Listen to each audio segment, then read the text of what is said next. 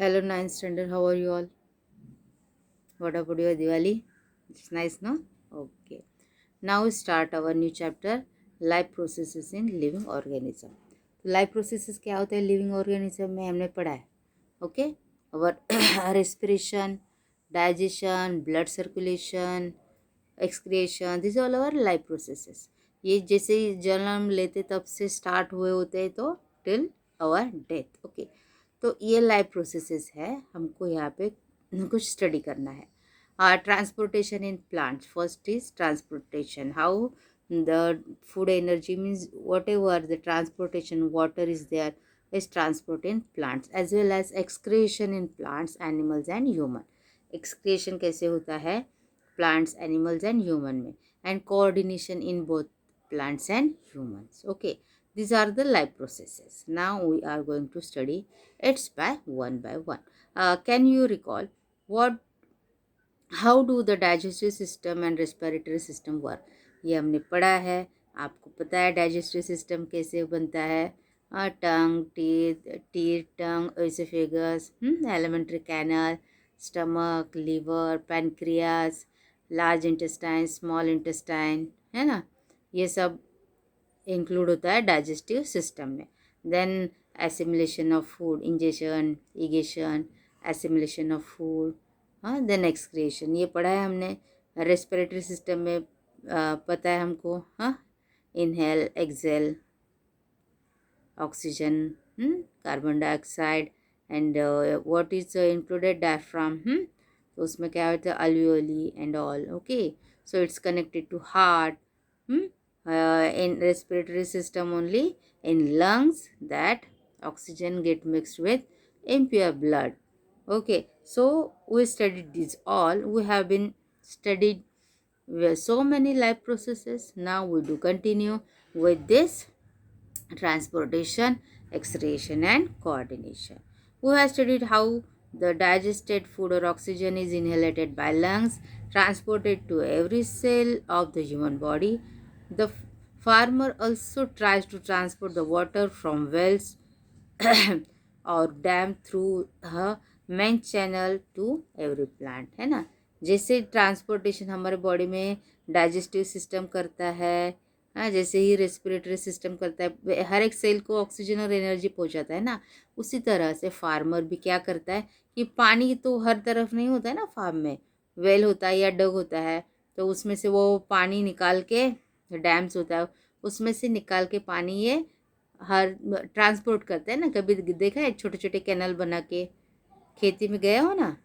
हाँ, खेती होगी आपकी वहाँ पे. तो ये फार्मर्स पहुँचाता है हर एक. उसी तरह का सिस्टम चैनल हमारे हर एक प्लांट में होता है. Okay, the food absorb by the digestive system is converted into energy. This energy and oxygen are both transported via blood throughout the body. और ये ऑक्सीजन जो है, एनर्जी जो बनी है, तो ये कैसे ट्रांसपोर्ट होती है हमारे शरीर में? Through blood. Okay, now see here transportation. By the process of transportation, a substance either synthesized or absorbed in one part of the body reaches another.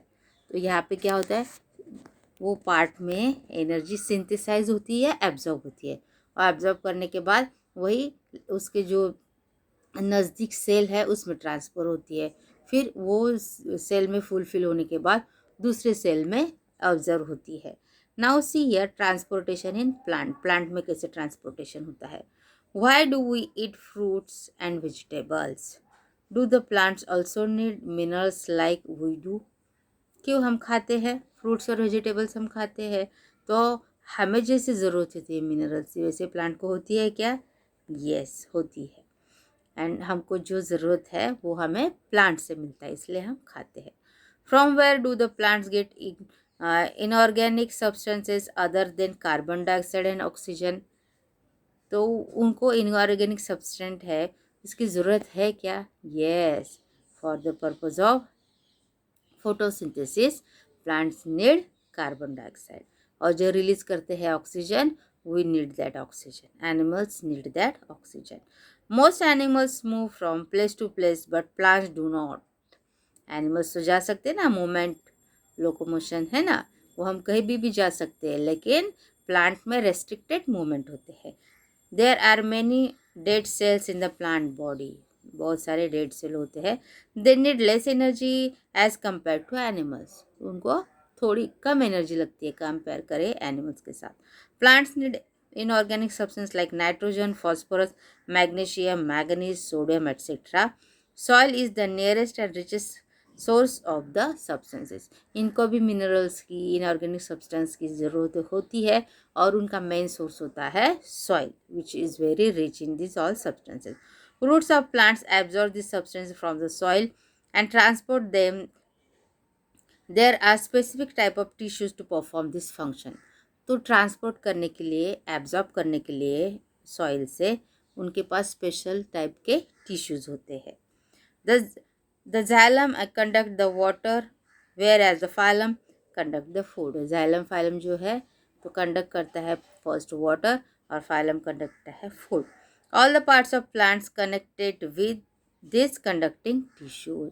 और सारा प्लांट है वो कनेक्टेड होता है ये टिश्यू के वजह से.